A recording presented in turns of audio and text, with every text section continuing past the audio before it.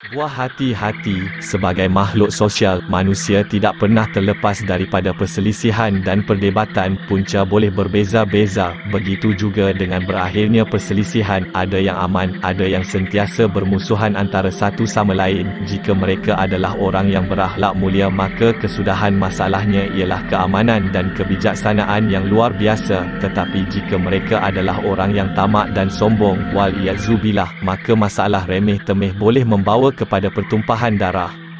Oleh itu, sifat wara harus menjadi perhiasan setiap Muslim. Dengan memiliki sifat-sifat tersebut, hilanglah sifat tamak dan tamak kepada urusan dunia. Pemilik sifat ini akan mengutamakan hak orang lain daripada haknya sendiri, agar permusuhan, konflik dan saling bertolak belakang dapat dielakkan dan akhirnya hati dipenuhi dengan ketenangan.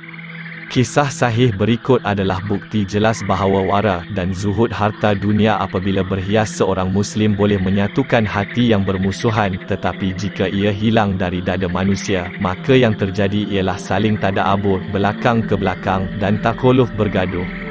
Semoga kita dapat mengambil mutiara hikmah dari kisah sahih berikut ini dan seterusnya kita amalkan dalam kehidupan seharian agar terpatri dalam jiwa kita sifat wara, menjadikan kita uswah untuk saudara kita dan menjadi cerminan keindahan daripada akhlak ihsan yang mengikut sunnah nabawiyah. Wallahul muwaffiq. Al-Kisah dari sahabat Abu Hurairah, dia berkata, Rasulullah sallallahu alaihi wasallam bersabda, ada seorang pembeli sebidang tanah dari orang lain, lalu pembeli itu secara tidak sengaja menjumpai periuk berisi emas di tanah yang dibelinya itu. Kata pembeli tanah kepada penjual tanah itu, ambillah emasmu ini, kerana aku hanya membeli tanah daripadamu dan tidak membeli emas. Penjual tanah itu menjawab, sesungguhnya aku telah menjual tanah itu kepadamu beserta isinya, maka emas itu milikmu penal. Kemudian kedua-dua mereka bersetuju untuk memfailkan kes mereka dengan seseorang. Jadi lelaki itu akhirnya memberi keputusan, adakah kamu berdua mempunyai anak? Maka salah seorang daripada keduanya menjawab, saya mempunyai seorang anak lelaki. Dan berkata seorang lagi, saya mempunyai seorang anak perempuan. Kemudian lelaki itu berkata, nikahlah mereka berdua dan sedekahkan harta kepada mereka berdua. Jadi mereka melakukannya. Kisah di atas diriwayatkan oleh Al-Imam Bukhari dalam kitab Ahaditsul Anbiya 3472 dan Imam Muslim dalam Kitabul Aqdiyah bab Islahul Hakim Bainal Mutahassinain 1721. Pengajaran daripada cerita sungguh menakjubkan kisah di atas, kita dapati perbezaan yang nyata antara jiwa wara dengan keadaan masyarakat moden yang kebanyakannya tidak berakhlak mulia ini, walaupun kebanyakan mereka mengaku sebagai manusia yang beradab dan berakhlak. Jika ini berlaku dalam masyarakat kita, mungkin pembeli akan mempertahankan emas dengan alasan dia telah membeli tanah dan segala isinya. Sementara itu, penjual akan mempertahankannya dengan bersungguh-sungguh dengan alasan dia hanya menjual tanah, tidak termasuk emas dalam tembikar yang tertimbus.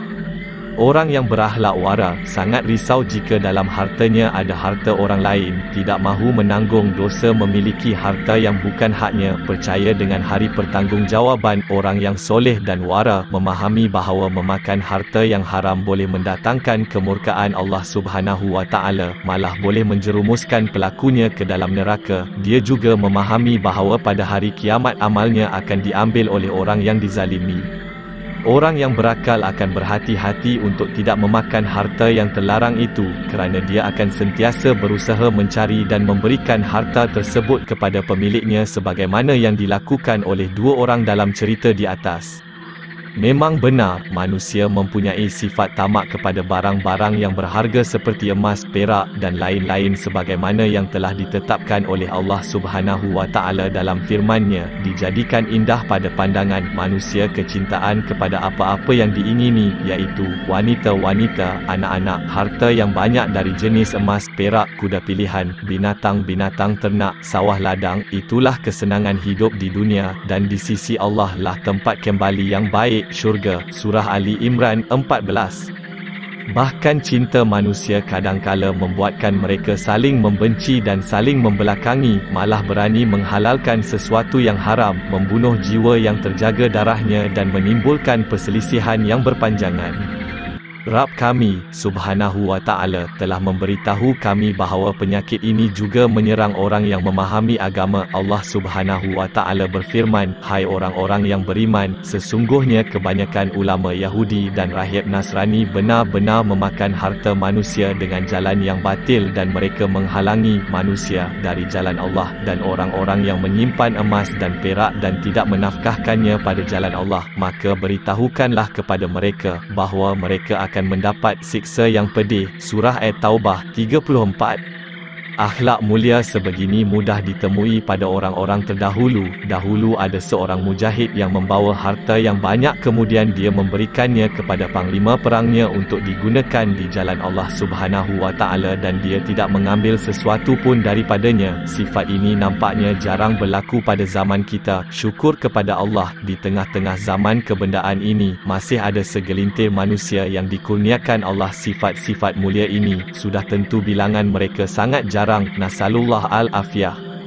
Syekh Ibni Uthaymin berkata, adapun hukum perkara ini, ulama berkata, jika seseorang menjual tanah kepada orang lain, kemudian pembeli mendapat sesuatu yang ditanam di dalamnya, sama ada emas atau sesuatu yang lain, maka dia tidak berhak memilikinya, tetapi harta itu adalah kepunyaan penjual tanah itu. Jika sebelum ini penjual membeli tanah itu daripada orang lain, maka harta itu adalah milik pemilik pertama tanah itu, kerana harta yang tersembunyi itu bukan sebahagian daripada tanah yang dibelinya. Berbeza dengan barang tambang, jika seseorang membeli sebidang tanah kemudian dia mendapati di dalam tanah itu dia membeli barang tambang, sama ada emas, perak, besi atau apa-apa lagi, barang itu mengikut hak milik pembeli tanah itu. Wallahu alam. Mutiara cerita 1, keutamaan wara dan meninggalkan perkara yang meragukan. Rasulullah sallallahu alaihi wasallam bersabda, barang siapa yang meninggalkan perkara yang syubhat, maka sesungguhnya dia telah membersihkan agama dan kehormatannya, dan barang siapa yang terjun ke dalam keraguan berarti dia telah terjerumus ke dalam perkara yang haram, seperti pengembala yang mengembala di sekitar kawasan larangan, dia hampir memasukinya. Hadis riwayat Bukhari, nombor 52, dan Muslim, nombor 1599. 2. Barang yang ditemui itu wajib dipulangkan kepada pemilik sekiranya dia mengetahui siapa pemiliknya. Jika seseorang menjumpai harta yang terpendam dan dimungkinkan baginya untuk mengetahui siapa pemiliknya, kerana barang itu bukanlah sesuatu yang telah lama disembunyikan, maka hukumnya adalah hukuman bagi barang lukathuh, mencari barang. Dia berkewajipan untuk mengetahui siapa pemiliknya dan memberikan harta itu kepada pemiliknya. Tetapi jika harta itu adalah harta yang telah lama terpendam dan menjadi peninggalan zaman dahulu yang tidak diketahui pemiliknya, maka dia adalah khazanah rikas, harta karun yang berhak dimilikinya setelah mengeluarkan zakat 20%. 3. Galakan untuk berlaku jujur dan adil dalam muamalah. Kejujuran adalah barang mahal yang sering diabaikan di zaman kita ini. Walaupun jujur dan merendah diri dari apa yang diperjuangkan dan dicintai manusia akan mendatangkan cinta kepada Allah Subhanahu wa Ta'ala dan cinta manusia. Dari Sah bin Sa'ad ia berkata, seorang lelaki datang kepada Nabi sallallahu alaihi wasallam seraya berkata, wahai Rasulullah sallallahu alaihi wasallam, tunjukkan kepadaku suatu amalan, jika aku mengamalkannya maka Allah Subhanahu wa Ta'ala akan mencintaiku dan manusia akan mencintaiku juga. Kemudian beliau menjawab, zuhudlah dari perkara dunia maka Allah akan mencintaimu, dan zuhudlah dari apa yang ada pada manusia maka manusia akan mencintaimu. Hadis riwayat Ibnu Majah. 4. Sewajarnya orang yang bertikai melaksanakan keputusan hakim, selagi keputusan itu tidak bercanggah dengan kitab dan sunnah. Dalam cerita di atas, keputusan yang diberikan oleh lelaki itu sungguh menakjubkan. Dia telah mengikat mereka berdua dengan ikatan persaudaraan melalui perkahwinan. Perkahwinan antara dua keluarga yang kedua-duanya baik akhlaknya akan mengeratkan tali iman dan diharapkan kelak akan melahirkan zuriat yang beriman dan berakhlak mulia. 5. Hukum jual beli telah wujud pada orang-orang sebelum kita. Kraftangan telah wujud sejak zaman dahulu lagi, dengan hujah kononnya bejana berisi emas ditemui di dalam tanah ketika itu. 6. Dikatakan hakim kes meminta mereka berdua memberikan emas yang ditemui kepada dua anak mereka. Ini adalah dorongan untuk kita bersedekah dan menderma di jalan Allah Subhanahu wa Ta'ala. Wallahu alam.